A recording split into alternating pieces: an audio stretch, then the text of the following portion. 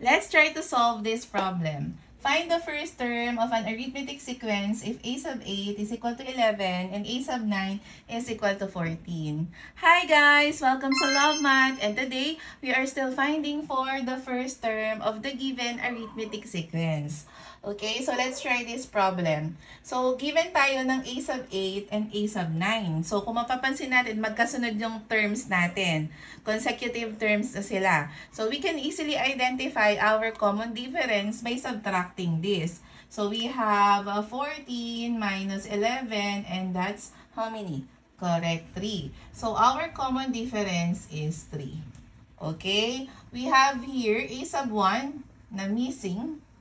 Ang a sub n natin, which is our last term, a sub 9 equal siya kay 14. Okay? And our n is equal to, since ang last term natin ay a sub 9, we have 9 terms. Now, we can have our formula. A sub n is equal to a sub 1 plus the quantity of n minus 1 times d. Ang a sub n natin is, correct, 14. Missing si a sub 1, so we just copy a sub 1.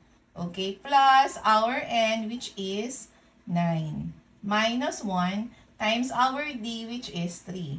So, mahalaga dito, makuha nyo muna yung common difference. Kaya you have to check kung meron ba kayong 2 consecutive terms.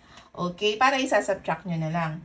Having this one, 9 minus 1 is, correct, 8. So, we have 14, copy a sub 1, plus 9 minus 1 is 8 times 3. Okay? And then we multiply. 14 equals, copy a sub 1 again, plus, what is 8 times 3? That's right, 24. Now, ang kailangan natin, ma-solve si a sub 1. But how are we going to do that? Dapat ma-isolate natin siya. So, ma-isolate natin siya by transposing positive 24 dun sa kabila. Okay? So, you'll have 14 minus 24 is equal to a sub 1.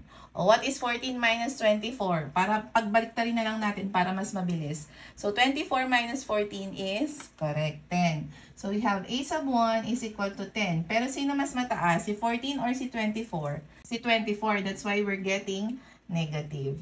So, our a sub 1 is negative 10. Okay? Now, you try. Find the first term of an arithmetic sequence if a sub 10 is equal to 15 and a sub 11 is equal to 21. You try to solve for this, mga anak, ha, para matry natin kung naintindihan yung discussion dito. Okay? And please, kung naintindihan ng video na to, kung nahirapan, kung nadilian, kung nabasican, i-comment yan sa ating comment section. Okay? And please don't forget to like and share videos para marami pang matuto sa math. And follow for more math videos. Bye!